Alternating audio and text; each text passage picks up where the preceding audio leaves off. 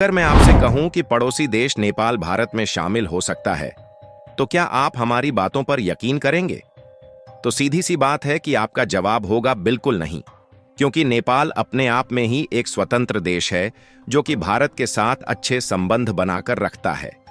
लेकिन मैं आपको बता दूं कि दुनिया की नजरें इस समय कुल से हटकर नेपाल पर टिकी हुई है, क्योंकि अब वहां जो होने वाला है वह इतिहास के पन्नों में मोटे अक्षरों से लिखा जाएगा।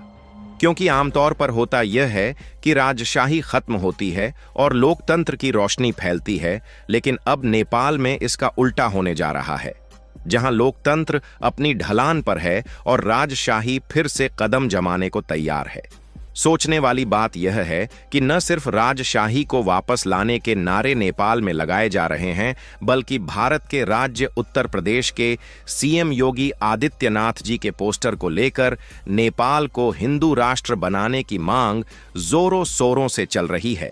और जिस तरीके से पहले बांग्लादेश, फिर म्यांमार और उसके बाद बलूचिस्तान और अब भारत के पड़ोसी देश नेपाल में उथल पुथल मच रही है, इसने इस सवाल को एक बार फिर से जिंदा कर दिया है कि क्या अखंड भारत वाकई में फिर से बनने के लिए तैयार है। क्योंकि आपको जानकर हैरानी होगी कि कभी खुद नेपाल भारत में शामिल होना चाहता था, लेकिन नेहरू ने इस प्रस्ताव को ठुकरा दिया। आखिरकार पूरी डेवलपमेंट क्या है, इस वीडियो में समझते हैं। लेकिन आगे बढ़ने से पहले इस वीडियो को एक लाइक करके चैनल को सब्सक्राइब जरूर कर लीजिए, क्योंकि यह आपके लिए तो 1 सेकंड का काम है, लेकिन इससे हमारी काफी बड़ी मदद होती है। सबसे पहले आप इस मैप को ध्यान से देखिए, जिसमें लाइट ग्रीन और येलो कलर से हाइलाइटेड एरिया भारत का है, और भारत के उत्तर पूर्वी साइड में जो यह रेड कलर से हाइलाइटेड एरिया दिख रहा है, यही है नेपाल, जो कि 3 तरफ से भारत से घिरा हुआ है, जहां भारत के उत्तराखंड, उत्तर प्रदेश, बिहार, पश्चिम बंगाल और सिक्किम, यह 5 राज्यों की सीमा सीधे तौर पर नेपाल से सटी हुई है, जो कि आपको इस मैप में येलो कलर से हाइलाइटेड दिखाई देंगे। लेकिन जो नेपाल के उत्तर साइड का बॉर्डर है, वह सीधे तौर पर चीन से लगता है।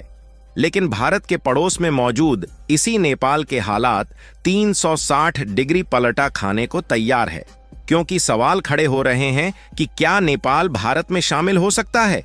तो इसके लिए सबसे पहले आप हमारी बातों पर ध्यान दीजिए। दरअसल कहते हैं कि नेपाल का सबसे पुराना इतिहास किरात वंश से शुरू होता है। ये लोग बहादुर थे और पहाड़ों के राजा कहलाते थे, यहां तक कि महाभारत काल में भी इनका जिक्र है। और तो और जनकपुर में राजा जनक का राज्य था, जहां माता सीता का जन्म हुआ था। और नेपाल की धरती हिंदुओं से जुड़ी वीरों और देवी देवताओं की भूमि थी। फिर समय आया 18वीं सदी का, जब छोटे छोटे राज्यों में नेपाल बट गया और अपने अस्तित्व की लड़ाई लड़ रहा था। तब गोरखा राज्य के एक राजा पृथ्वी नारायण शाह ने एकता की अलख जगाई और कहा कि नेपाल एक बगीचा है और हम सभी फूल हैं। उनकी बहादुरी और दूरदर्शिता ने बिखरे हुए राज्यों को एक करके एक मजबूत नेपाल की नींव रखी। और पृथ्वी नारायण शाह का सपना था कि नेपाल कभी गुलाम न बने, और उन्होंने ऐसा ही कर दिखाया। उसके बाद 1814 में अंग्रेजों ने नेपाल पर हमला किया। नेपाल के योद्धाओं ने बहादुरी से लड़ाई लड़ी, लेकिन ताकतवर ब्रिटिश सेना से हार गए, और तभी नेपाल के कई हिस्से छीन लिए गए। लेकिन एक बात गौर करने वाली थी कि नेपाल ने कभी भी ब्रिटिश हुकूमत को स्वीकार नहीं किया। फिर आया शाह वंश का दौर। नेपाल के राजा महेंद्र और राजा बीरेंद्र ने देश को एकजुट रखा। लेकिन साल 2001 में एक ऐसा दर्दनाक दिन आया जिसने पूरे देश को हिला दिया, क्योंकि शाही महल में एक ही रात में राजा बीरेंद्र और उनके पूरे परिवार का कत्ल हो गया।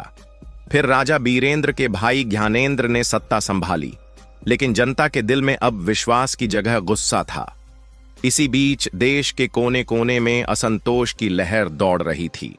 विद्रोह से साल 2006 में जनता का गुस्सा फूट पड़ा।